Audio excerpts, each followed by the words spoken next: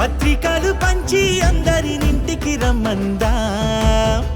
ఇంకా మనకు 4 కళ్ళంట ఇద్దరిది ఒకటే ఇల్లంట పూలు పండ్ల నుండి మొదలు 3 ముళ్ళ దాకా జరిగేది